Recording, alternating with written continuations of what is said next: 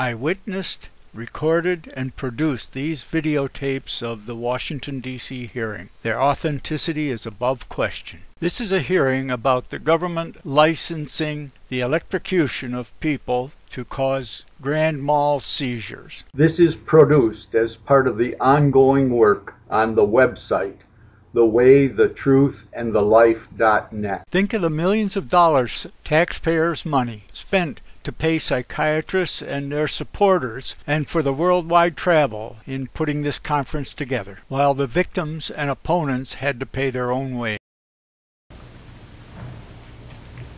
Studies have also compared unilateral and bilateral ECT in the treatment of schizophrenia. The table lists 3 investigations that were accomplished in acute renal patients. All of them found that the unilateral and bilateral electrode placements yielded comparable clinical results, with 2/3 of patients reported as much improved in recovery. There is other retrospective evidence suggesting that unilateral and bilateral ECT are equally effective in the treatment of schizophrenia. Evidence from all of the studies reviewed on the use of ECT in schizophrenia leads to the following conclusions. First, benefits in ECT in schizophrenia are inversely proportional to the duration of illness. ECT alone is ineffective in chronic schizophrenia. Treatment with antipsychotic drugs is preferred to ECT in patients of middle range prognosis, unless drugs are poorly tolerated, ineffective, or contraindicated. ECT combined with neuroleptics is associated with more rapid response and better short-term outcome than drug treatment alone, and unilateral and bilateral ECT appear to be equally effective. Hence, unilateral ECT is usually the treatment of choice because of fewer cognitive side effects. Future research should address the issue of possible additive or synergistic effects of ECT and antipsychotic drugs. Studies should be designed to evaluate whether such combination treatments may enhance benefits and minimize short and long-term risks, taking into account the psychosocial and environmental factors which also influence the prognosis and quality of life for patients with these devastating illnesses. In addition, clinical impressions that greater numbers of ECT are needed for schizophrenia than for depression should be studied systematically. The hypothesis that benefits with ECT in schizophrenia are proportional to the number and intensity of effective and catatonic features should also be tested. Hit slides off for a minute, please. Next, turning to mania. Manic states are the 3rd most commonly listed indications for ECT, but this has always been controversial. Prior to the development of the neuroleptic medications and lithium, some psychiatrists judged ECT to be as effective for the treatment of mania as it was for depression.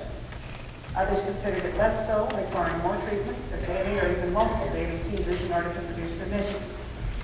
There was also disagreement about whether ECT-treated manics were more or less vulnerable to relapse or early recurrence. Some authorities have stated that ECT is now obsolete for the management of manic states, having been entirely replaced by lithium and antipsychotic medications. However, there's minimal reliable evidence to support or refute any of these contentions. Next slide. Most of the scientific, next slide please.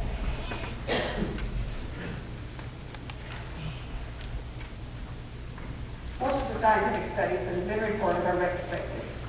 McCabe and Norris reviewed charts of manic patients who were treated before and after antipsychotic medications were available. They found that patients who were treated with either drugs or ECT did better than patients who had no definitive treatment in terms of time spent in hospital and global outcome. There were no differences between ECT and drug treatment. It's noteworthy that 10 of the 23 patients treated with ECT relapsed, but then responded to the second series.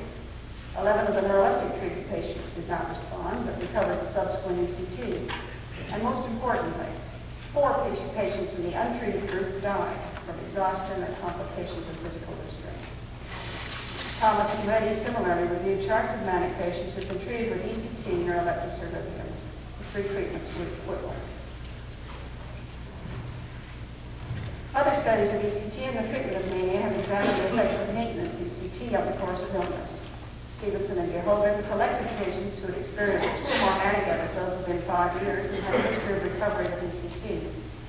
13 such patients were placed on maintenance ECT, that is, 1 treatment a month, whereas the remainder who refused ECT were followed without therapeutic intervention.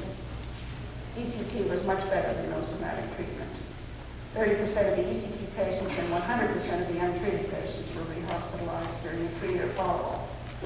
Carliner and Wertheim reported similar results. In their study, patients consenting to maintenance convulsive therapy with either ECT or Electroconvulsive had a much lower relapse rate than did untreated controls, namely 12% versus 79% followed up to 6 years. There have been no published prospective studies comparing ECT with neuroleptics in the treatment of manic episodes. There was one report in the press comparing ECT with lithium.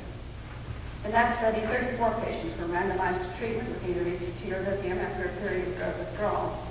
Neuroleptics were permitted in both groups as needed for the management of severe psychotic manifestations and dangerous behavior, but these drugs were discontinued in most patients by the end of the first month of treatment. At first, unilateral non-dominant ECT was prescribed, but this was changed to bilateral ECT after no therapeutic benefit resulted with the The ECT patients received an average of 10.6 seizures, after which they were placed on lithium maintenance. Analysis of the data revealed numerous significant differences, which uniformly favored the ECT patients on all of the rating instruments. The slide shows the clinical global assessment scale data for the first 8 weeks. The ECT group had higher, that is better scores, with significant differences at 3, 6, and 7 weeks.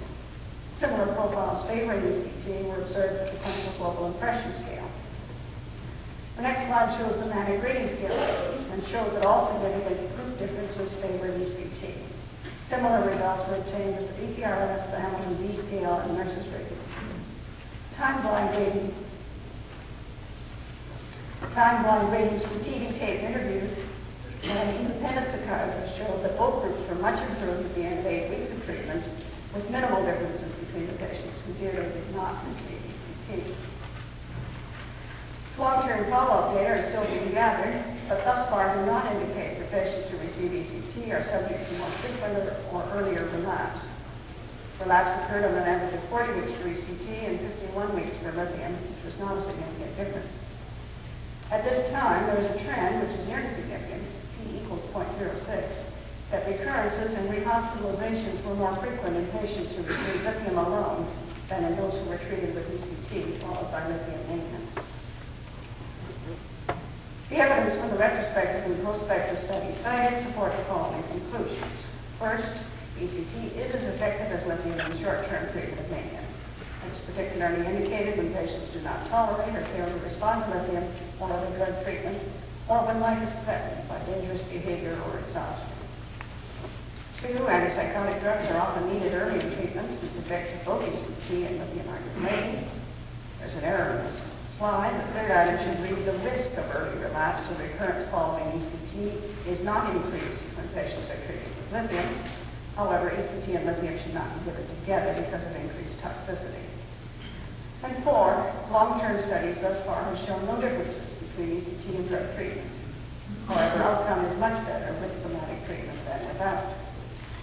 Future research studies are used to corroborate and extend these observations. ECT, lithium, neuroleptics, and carbamazepine should be compared in the acute and maintenance treatment of manic and schizoaffective disorders. Other investigators should examine the effects of unilateral and bilateral ECT in the treatment of bipolar episodes. Slides off. Time does not permit detailed discussion of other indications for ECT. Moreover, prospective control studies in these areas have not been reported.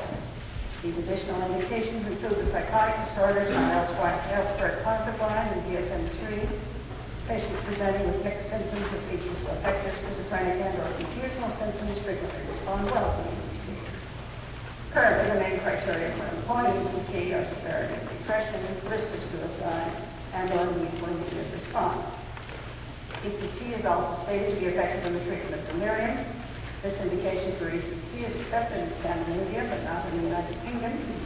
The APA task force indicates that the majority of U.S. psychiatrists do not feel that ECT is appropriate under these circumstances, except in extreme life-threatening situations. As other speakers have said, ECT is safe in the treatment of patients with severe medical disorders, with complicating syndromes of schizophrenia, mania, or depression. I also mentioned that it may be preferred for treatment during pregnancy in the puerperium because medications can damage the fetus. In high-risk pregnancies, fetal monitoring during ECT may be desirable. Last slide, please.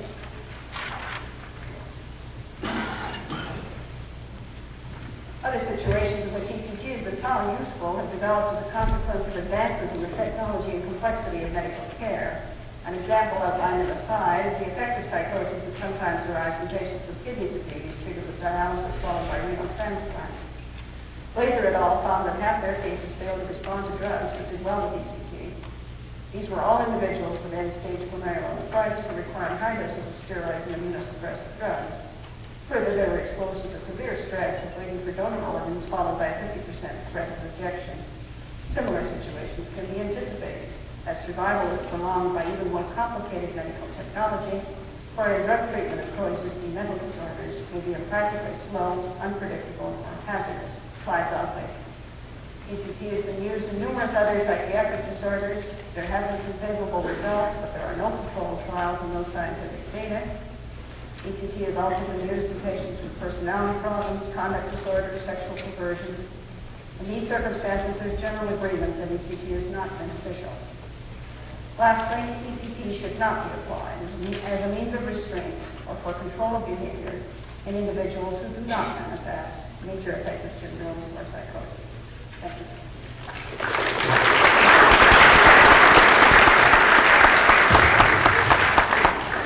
Thank you, Dr. Small. Panelists, please.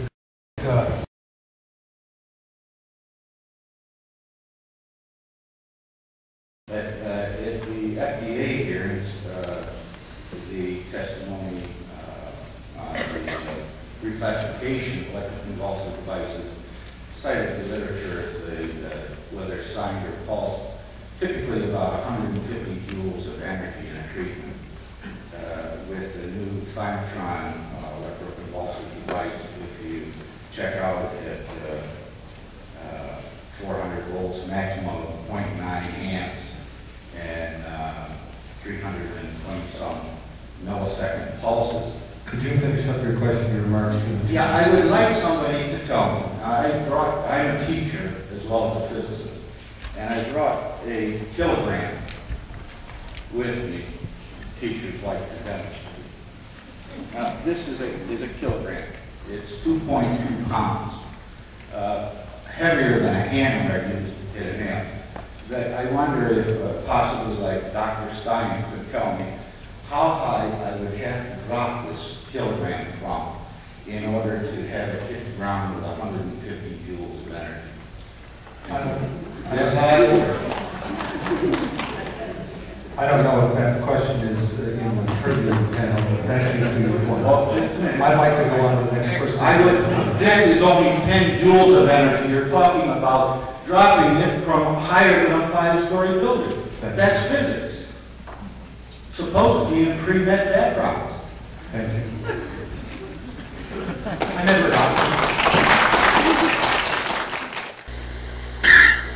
All right, out with your gum. Huh? Out with your gum.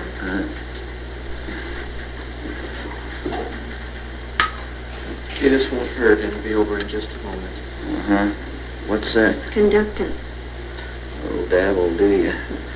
Right, Mr. Jackson? Open your mouth. What's that? This will keep you from biting your tongue. Well? Now just bite down on it. Oh. That's right. Just bite down. Huh? Now bite down on it. Good.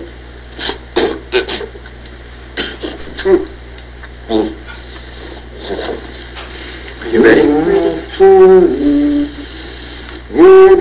Here we go.